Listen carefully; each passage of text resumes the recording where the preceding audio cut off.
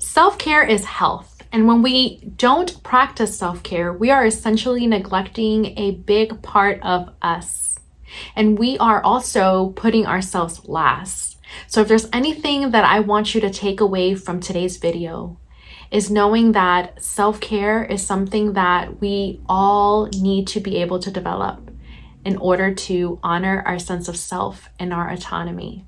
So if you'd like to hear more, please stay tuned.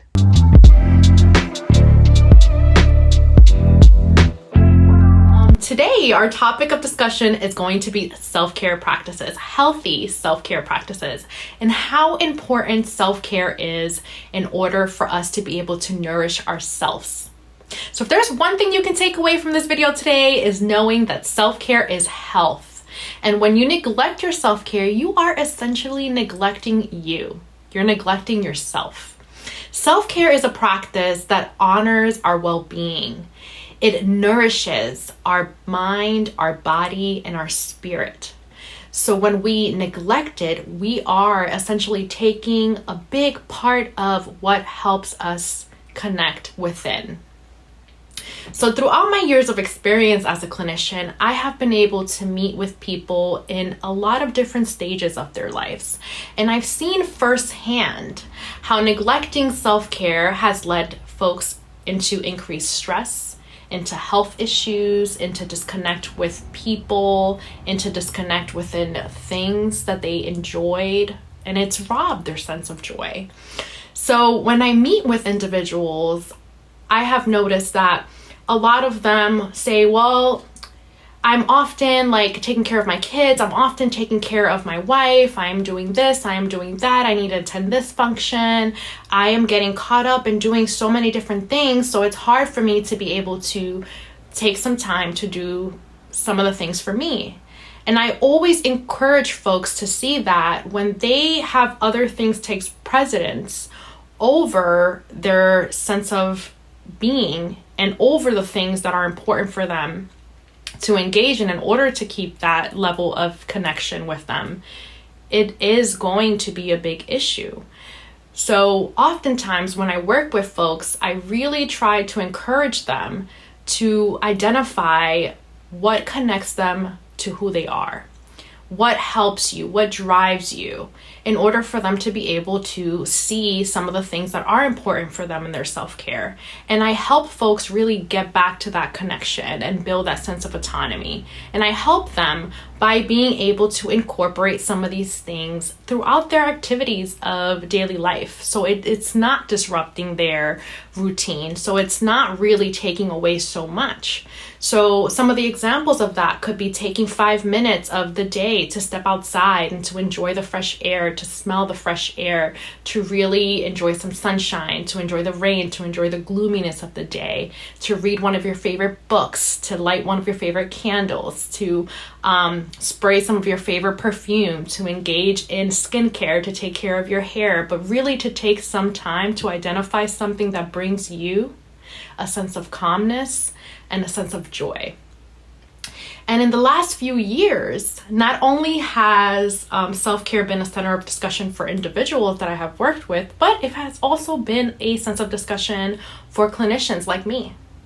And one of the reasons why it has come up a lot is because of burnout. And there's a lot of times where as clinicians, we don't necessarily engage in self-care ourselves, because helping professionals, we are often taking care of other people. So sometimes it really feels difficult to be able to even take some time for us, but it is as important for us to take care of us the same way we're preaching to our clients, because it could be really damaging to others and to us when we do not take care of ourselves. Because if we are neglecting that time for us, how can we show up for other people? How can we show up for other people when we are neglecting our own self-care and our own well-being? So it's really important to be able to utilize that time for you and make sense of that time So that way you can feel connected to who you are. Rather that is individuals, rather that is us clinicians, it really is important to develop a routine. And I am here trying to practice what I preach.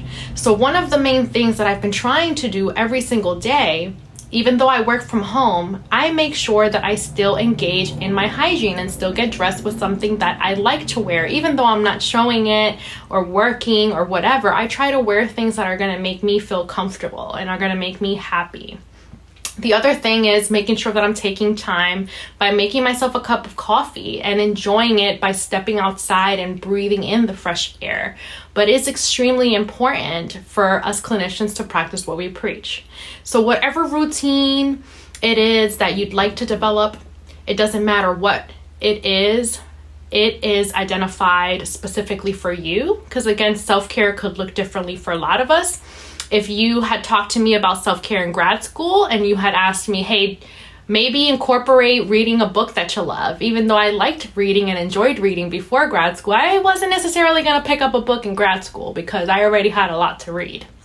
So it is different for everyone. It is something that you are going to be identifying that connects you to who you are.